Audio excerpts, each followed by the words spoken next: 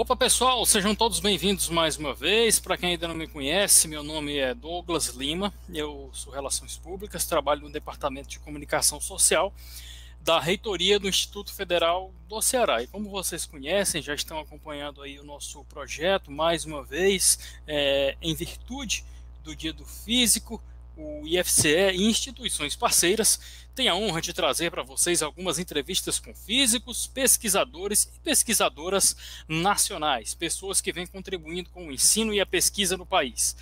Nesta ocasião, muito especial, nós contamos com a participação especial da professora Eliade Ferreira Lima, da Universidade Federal do Pampa.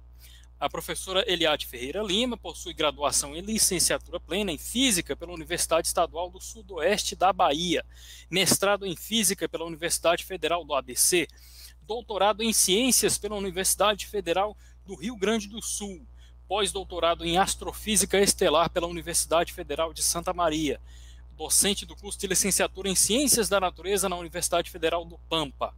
Atuou nas áreas de física de altas energias, com ênfase em raios cósmicos e campos magnéticos extragalácticos. Atualmente desenvolve pesquisa em astrofísica estelar, onde realiza o estudo fotométrico da estrutura e estado dinâmico de aglomerados estelares imersos e abertos.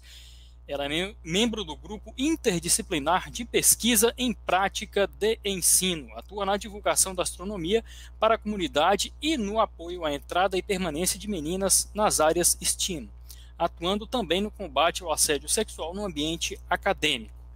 É membro coordenadora do grupo Cientistas do Pampa. Integra também a equipe do Parent in Science. É coordenadora do Asteroid Day, Região Sul, membro da colaboração internacional Vista Variables in the Via Láctea, the Public ISO Near IR Variability Survey of the Milky Way, membro titular da Sociedade Astronômica Brasileira da International Astronomical Union e sócia da Sociedade Brasileira para o Progresso da Ciência. E é com a dona desse currículo admirável e muito legal que nós vamos conversar agora. Professora Eliade, é um prazer conversar com a senhora, seja muito bem-vinda. Tudo bem, Douglas, tudo bem, obrigada pela leitura do currículo, eu sempre mando um menorzinho, esse do Lattes aí é muito grande. Mas tudo bem, eu estou muito feliz pelo convite e por partilhar, né, dessa felicidade que é comemorar o Dia do Físico aqui no Brasil. Muito bem, de antemão agradeço aí por você ter aceitado o nosso convite, por participar desse nosso evento tão importante, por dar sua contribuição, o seu depoimento, por falar um pouco da sua trajetória. E é justamente sobre a sua trajetória que versa a nossa primeira pergunta, né? Nosso primeiro passo aqui desse bate-bola, desse bate-papo. Dando início então à nossa conversa, eu gostaria que você nos contasse sobre a sua trajetória de formação, passando aí pela graduação até o pós-doutorado. Nos fale ainda sobre a sua opção pela docência. A opção pela docência, Douglas, ela esteve sempre em mim desde a infância, né? Minhas primeiras brincadeiras ou era estourando coisa dentro de casa ou era dando aula para minhas bonecas. Então, eu sempre fui professora mesmo sem saber, né, que essa seria a minha profissão. Então, desde muito cedo, 4, 5 anos. E sempre fui muito cientista também, sempre admiradora do céu, observava eventos astronômicos na fazenda que minha avó morava, né? Não tinha energia elétrica e eu passava as férias por lá. Então, eu sempre observava a partir das 19 horas que estava escuro, ia para fora na calçada e eu gostava muito de observar coisas diferentes, né? Estrelas que brilhavam com cores diferentes, estrelas que cintilavam e objetos que não cintilavam. Isso já com 8, 9 anos, assim. Eu fazia muitas perguntas para minha avó também. E aí, aluna de escola pública, né, em bairro periférico da Bahia, por mais que não tinha o incentivo, né, e não havia muita esperança sobre os alunos dessa escola que eu estudei lá no bairro Patagônia, em Vitória da Conquista, eu tive professores que observavam em mim esse gosto pela ciência, pela física, e em especial um professor que me dizia, que eu dizia para ele que eu gostava muito de ciências, e ele dizia, você tem que fazer física, né? E me incentivou bastante, uma professora, e aí eu acabei indo fazer física na Universidade Estadual do Sudeste da Bahia, lá na UESB. Foram os 4 melhores anos da minha vida. Antes disso, eu trabalhava, né? e estudava, assim como a maioria dos estudantes da minha região ali, do meu bairro. E quando eu entro na universidade, é aquela mudança de vida, porque eu começo com as bolsas de extensão, começo como voluntária em projetos de pesquisa voltados para astronomia ou projetos de extensão voltados para astronomia, e vou sendo também bolsista de alguns projetos, né? Atuando desde da reitoria, dentro da pró-reitoria de extensão, até sendo estagiária numa escola e dando aula de física, que era dentro da universidade. Então, as mudanças na minha vida, tanto na questão social, em especial também, e em relação ao que eu esperava para o meu futuro, ela ocorre dentro da universidade. Eu fui muito apoiada pelos meus professores, numa turma absurdamente masculina, mas em que a gente, né, não observava essa diferenciação entre homens e mulheres, por mais que a gente tivesse 34 homens e 6 mulheres. E aí, quando eu saio de lá, eu aplico a proposta de mestrado, né, que a gente tinha de projeto, para 5 instituições, e vou muito feliz, tento em 2 delas astronomia, enfrento uma dificuldade muito grande, que é dentro da minha primeira opção de mestrado, depois de 1 ano no Rio Grande do Norte, eu passo por uma situação de assédio, denuncio o orientador, começo tudo do zero em São Paulo, dentro de muitos problemas que a gente acaba carregando em função dessa dificuldade que é enfrentar situações de assédio, entender, denunciar. Mas aí eu vou para São Paulo fazer o mestrado, começar de novo em raios cósmicos, na área de física de partículas, e foi fantástico. Eu trabalhei bastante com uma equipe e professores que me ajudaram bastante. E com os olhos lá nas estrelas ainda, porque eu sempre quis estrelas. Então, quando eu termino esse mestrado nessa área de pesquisa, eu vou fazer o doutorado num lugar que trabalhava com estrelas recém-nascidas, que é aqui na URGS, com o professor Eduardo Bica. Pensei, ou eu fico em São Paulo, né, em campos magnéticos extragalácticos, propagando ali os meus raios cósmicos, ou eu vou para as estrelas. Aí eu volto para a galáxia e venho trabalhar com estrelas recém-nascidas, né, em grupos que a gente chama de aglomerados estelares. E eu ainda buscava, na verdade, essas estrelas dentro das nuvens em que elas são geradas. Então, é por isso que estrelas recém-nascidas ainda dentro da nuvem de poeira em que elas foram geradas. E eu trabalho buscando por esses aglomerados, descobrindo alguns que não haviam ainda sido catalogados ou vistos, né, por outros astrofísicos ou astrônomos, e determinando os parâmetros, não só dos que eu descobri, mas também de outros, né, que ainda não tinham sido determinados. Então, eu, através de simulação computacional, calculava ali distância, parâmetros da estrutura, né, desses aglomerados, idade e alguns outros parâmetros físicos que a gente determina pode determinar através da fotometria. E aí eu sigo para a Universidade Federal de Santa Maria, trabalhando na mesma área, e começo a orientar lá minha primeira aluna de graduação e termino lá também por orientar minha aluna de mestrado, a Marina. E é quando eu passo num concurso aqui na Unipampa. Então, foi tudo muito emendado, né? Com muitas dificuldades, desde as sociais na graduação, até chegar no doutorado e a gente ter que estar se mudando de cidade, mas era um sonho.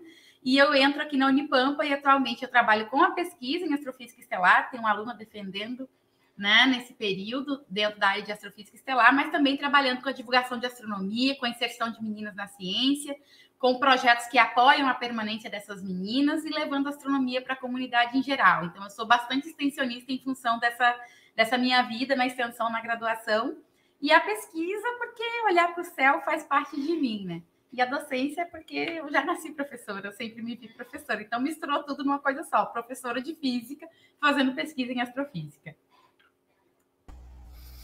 Muito legal, professora Eliade, muito interessante a sua história, né? Começou olhando para o céu, da Bahia aí para os Pampas do Rio Grande do Sul, uma trajetória muito inspiradora, ajudando meninas a seguir esse mesmo caminho tão louvável de abraçar a ciência como uma filosofia de vida, como você fez desde a juventude. Muito legal, já parabenizo pela sua trajetória, pelas suas escolhas muito acertadas e pela construção dessa história inspiradora que eu tenho certeza que vai dar um estalo em muita gente que está assistindo o nosso vídeo, o nosso bate-papo. Então, continuando, Você tem atuado, então, na divulgação da astronomia, como você mesma falou, no apoio à entrada e permanência de meninas nessas áreas STEAM, né? Nos fale um pouco de suas linhas de pesquisa. Você até já falou um pouco disso na sua apresentação, na sua primeira fala. Em que consistem especificamente essas linhas, falando de uma forma mais aprofundada? Conte-nos sobre alguns dos trabalhos desenvolvidos nessa área. Dentro da divulgação, né, da astronomia, eu tenho aqui, eu coordeno o Clube de Astronomia. Então, a gente tem um planetário móvel, nós temos binóculos, telescópios, tablets que fazem aí realidade aumentada, a gente tem a realidade virtual através dos óculos 3D, e nos eventos da cidade ou das escolas, a gente é convidado, o Clube de Astronomia, para levar esse material, ou em feiras de ciências, né? E a gente acaba fazendo, até nas feiras agropecuárias, a gente tem o Clube de Astronomia lá presente. Então, nós trabalhamos muito com a divulgação da astronomia através do Clube de Astronomia. Eu também coordeno aqui a Feira de Ciências da cidade, né? Cadastrada pelo CNPq, a Feira de Ciências da Unipampa, no campus Uruguaiana, e nós vamos ter agora, pela primeira vez, a Feira de Ciências, a FECIPampa, em que todos os campi fazem a seleção dos trabalhos nesses 10 campi, que a Unipampa ela tem 10 campi, e a gente vai levar para uma feira que vai fazer a seleção para as feiras nacionais, né? Então, eu coordeno aqui a feira da região dentro do município de Uruguaiana, e a gente tenta abordar temas interdisciplinares, fazer com que as escolas, né, pensem ciência de uma forma interdisciplinar, motivando também, né, que haja as equipes, a existência de equipes heterogêneas, que sejam meninos e meninas, e nós tivemos, inclusive, um ano em que todos os trabalhos apresentados deveriam ser a respeito de descobertas de mulheres, assim, o que mulheres descobriram, a pessoa tinha que o seu protótipo, né, o que eles estavam criando tinha que ser baseado nisso. Então, já para falar um pouco e levar os professores e alunos e comunidade a pensar um pouco que as mulheres também fazem essas ciências exatas, né, que são tão dominadas pelo público masculino. Então, dentro dessas feiras de ciências, a gente tenta abordar as questões interdisciplinares também, e dentro da divulgação, né, em especial das mulheres na ciência, o Grupo Cientistas do Pampa é um grupo formado por 6 pesquisadoras aqui do campus Uruguaiana, né? E nós, das diversas áreas, física, química, toxicologia, neurociência, e nós vamos para as escolas fazer palestras a respeito das pesquisas que nós desenvolvemos, para que essas crianças e adolescentes vejam, assim, mulheres também fazem ciência, né? Antes de fazer o próprio debate sobre mulheres na ciência, a gente leva a ciência que nós fazemos. E a partir daí, a gente desenvolve um bate-papo com esses estudantes para eles pensarem a respeito disso, os meninos, e as meninas em especial se identificarem, né? Pensarem assim, representatividade. Eu tenho uma mulher negra fazendo astrofísica, então eu também posso. Esse que saiu de escola pública, então é muito importante. E dentro dessas nossas linhas, né, eu acabo fazendo parte do Parenting Science, que apoia, né, mães na ciência, que seja levada em consideração a licença maternidade dentro dos concursos, dentro dos editais da universidade, em função da queda de produtividade, para que isso seja, né, levado em consideração na pontuação. A gente também aqui, eu mais especificamente, dentro do Grupo Cientistas do Pampa, fazendo parte do GT, né, do Grupo de Trabalho Mulheres na Ciência da Unipampa, acabo por dar consultoria para algumas instituições, e aqui dentro da própria Unipampa, levando a gestão a pensar em como ter um ambiente que possa receber as meninas dentro daquelas áreas que costumeiramente nós temos mais homens, por exemplo, nas engenharias, na tecnologia da informação, né, dentro do curso de engenharia mecânica, por exemplo, que normalmente tem 1 ou 2 mulheres em sala.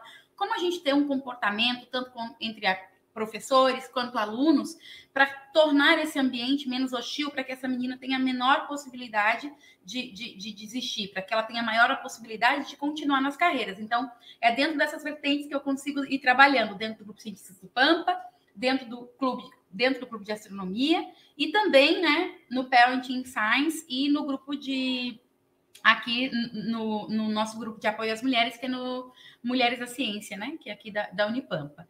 E organizando feira de ciências, porque a meninada gosta de mostrar que está produzindo. Então, eu tento estar presente e agir, né, numa forma extensionista nesse sentido.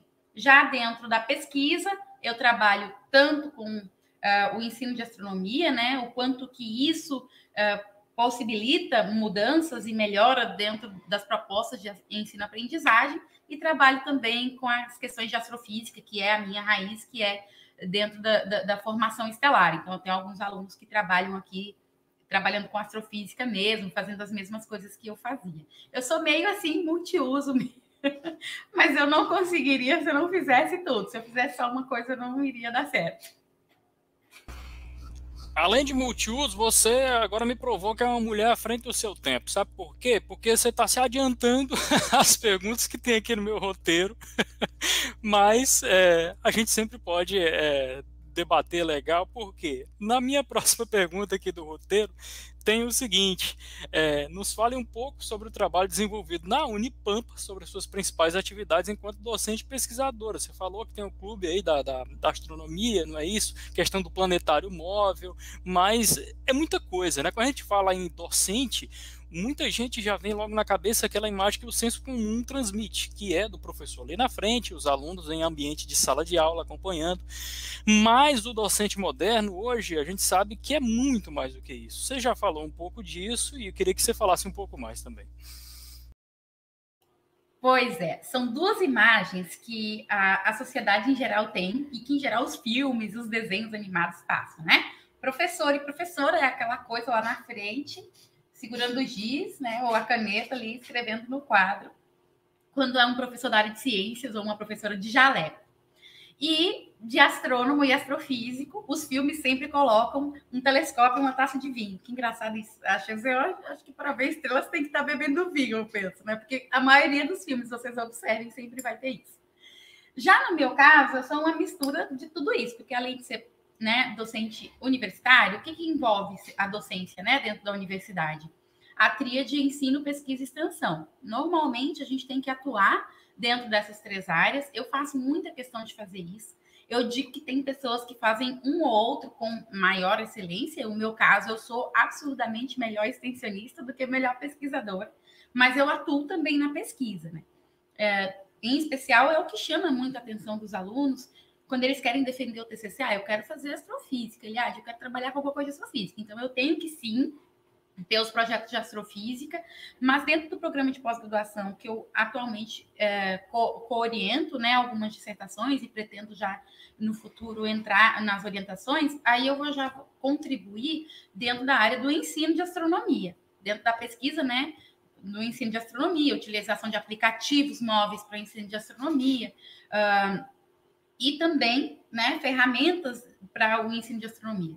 Então, o professor, além de dar aula e a gente buscar alternativas mais que nunca durante essa pandemia, né, que a gente tem que atuar de uma forma que os alunos não achem aquilo, meu Deus, que eu estou fazendo aqui, né, sentados de frente para um computador, no momento, sendo que antes eles eram pessoas que faziam isso de forma presencial. Então, além da gente ter que se adaptar à forma de ensino todos os dias, seja no presencial ou no remoto, o professor universitário ele também tem que estar ligado às questões de ensino e extensão. Eu acho a extensão absurdamente necessária para a comunidade saber o que é ciência, para que alunos das escolas saibam que existe uma universidade, para que eles possam pensar, eu posso, né, estudar isso ou outras coisas, e eu penso que assim como a ciência transformou a minha vida, né, eu saí de uma condição social de extrema vulnerabilidade, e eu vejo que hoje a ciência como um todo, né, a universidade e a ciência mudaram a minha vida para muito melhor. Eu penso que pode mudar também uma sociedade inteira. Então, eu como professora, eu amo o ato de ensinar, mas eu acho que estar presente na sociedade através de projetos é um dos meus maiores fortes, assim. A pesquisa acaba não sobrando tanto tempo, mas a gente tem os alunos aí que fazem com a gente e vai dando certo. Então, atuar como professor, no meu caso, é tentar fazer um pouquinho das três coisas. Perfeito, perfeito, professora. Sem dúvida, né? Agora você falou tudo aí. É uma visão que a gente tem que ter muito ampla, porque as coisas se modificaram muito em relação àquela visão que se tinha anteriormente. O profissional hoje, seja na iniciativa privada, no setor público, ele tem que ser multifacetado. É isso que os alunos esperam, é isso que os pais esperam, e é nessa direção que a gente está caminhando, né? E para a gente finalizar, então, o nosso bate-papo, ideal era que tivesse mais tempo para a gente falar mais, mas são muitas entrevistas, a gente tem um limite de tempo, então a gente encerra pedindo para você deixar sua mensagem para os estudantes de física e quem gosta de ciências de uma forma geral, e por que não para os estudantes do ensino básico, até para os estudantes do ensino básico que estão tentando encontrar seus caminhos ainda e que gostam da sua área, da área da física principalmente, e pretendem ingressar futuramente numa graduação nessa área. Deixe a sua mensagem a partir da sua história de vida, dos desafios, das dificuldades que você enfrentou e superou. Deixe a sua mensagem para quem está começando agora. Eu vou deixar 2 mensagens em especial, né? Primeiro, os estudantes de educação básica. Não há necessidade de genialidade para se cursar física, para se cursar ciência. Para ser cientista não é preciso ser extraordinário. Para ser cientista basta ter curiosidade, né? Então, tem muitos alunos do ensino básico, da educação básica, que não se acham capazes de fazer ciência por não se achar geniais. E não é essa a necessidade. Os cientistas, eles são vistos como geniais em função dessa distância que existe entre a ciência e a comunidade. Então, qualquer pessoa é capaz de fazer ciência a partir do momento que ela tenha curiosidade sobre uma determinada coisa. Então, eu tenho curiosidade sobre o desenvolvimento dos seres vivos. Eu posso ser cientista dentro da área da biologia atuando nisso. Eu tenho curiosidade sobre os fenômenos do céu. Eu posso, sim, fazer física e depois fazer astronomia. Ou eu já posso fazer uma graduação em astronomia. Basta ter curiosidade, né? E a educação pública no Brasil, ela existe e ela está aí para nós, né? Então, qualquer estudante, inclusive como eu era lá de uma escola que era tomada pelo tráfico num bairro periférico, a gente pode, sim, alcançar a ciência. Mas nós vamos ter dificuldades. Com certeza? Vamos. Dificuldade de base.